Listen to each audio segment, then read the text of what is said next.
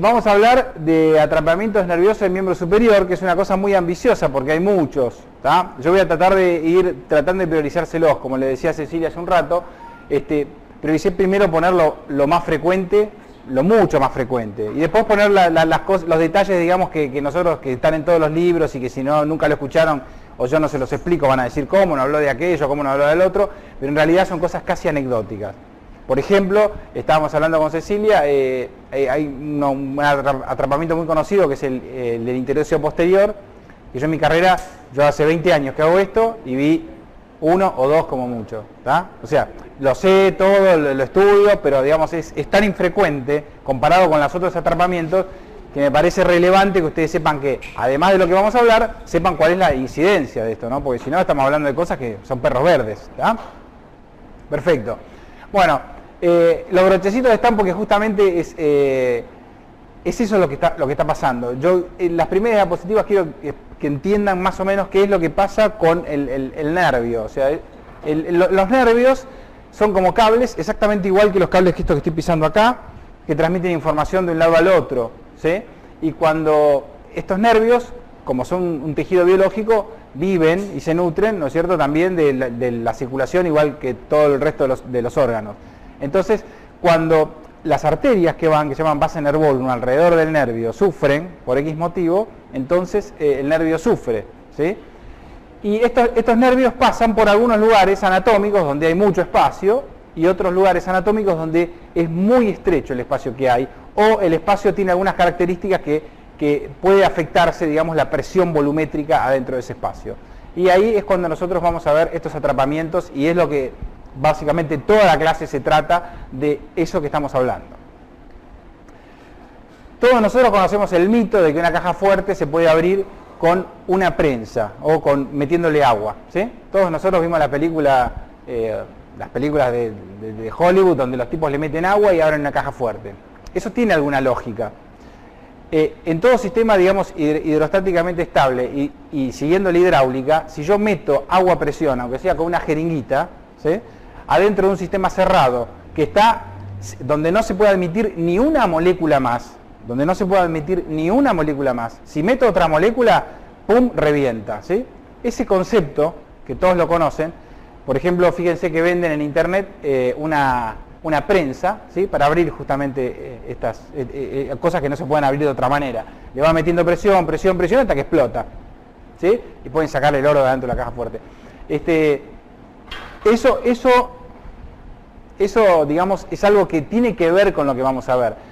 Un sistema donde ya no entra más líquido, porque nosotros somos 90% agua, donde no entra más líquido, entonces este líquido, que es hidrostáticamente activo, tiene presión, aprieta, por ejemplo, los vasos de los nervios y eso provoca la compresión, ¿sí?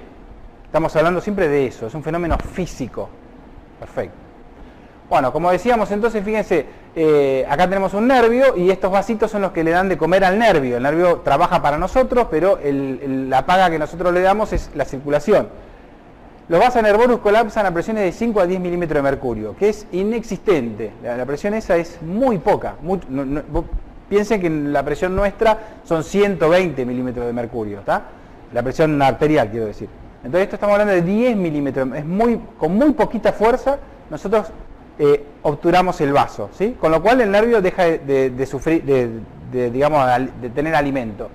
Pero esto puede pasar por unos segundos sin problemas, segundos, minutos. Ahora, cuando esto se sostiene en el tiempo, empieza a haber problemas. ¿Está? Las compresiones nerviosas normalmente son casi todas neuropraxias. Es decir, la neuropraxia, para no andar mucho en muchos detalles, la neuropraxia es una lesión reversible del nervio, ¿no es cierto? El nervio se puede lesionar de tres maneras: la neuropraxia, la axonamnesis, ¿sí?, y la neuroamnesis. La neuropraxia es reversible, es simplemente un atontamiento del nervio, no conduce por un ratito y después se repone. La axonamnesis es cuando se comprime el nervio mucho tiempo, ¿sí?, las envolturas del nervio quedan intactas, el elemento que transmite corriente que está dentro sufre, de tal modo que después hay que repararlo, ¿sí?, pero eso se repara aproximadamente en 15 a 20 días. Y después está la neuroamnesis, cuando yo corto con un cuchillito todo, ¿sí?, entonces la conducción se pierde y después hay que hacer algo quirúrgico para que se reponga. ¿Está? Entonces, estas que estamos hablando acá, estas son casi todas neuropraxias, es decir, todas son reversibles. ¿Tá?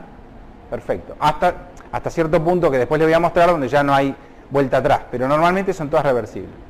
En su gran mayoría se deben a agresiones repetidas sobre una región anatómica, que lo vamos a ver ahora abundantemente, y no todas mejoran con el reposo, porque a veces uno dice, bueno, ponemos una paciente a descansar de su actividad y sin embargo no mejoran. Ahora vamos a ver qué puede estar pasando. Muy bien. De toda esta población, de toda la población general, de todos nosotros, los que votamos, pónganle, el 3,75% tiene túnel carpiano. Imagínense, esto es una cantidad espeluznante de gente. ¿Está? El 6% de esta población que tiene túnel carpiano, el 6% de esta población que tiene túnel carpiano, tiene además asociado neurodositis cubital y el síndrome de pronador redondo. O sea que no siempre es exclusivamente túnel carpiano. De hecho, muy frecuentemente uno opera un paciente con túnel carpiano y también tiene neurodositis cubital.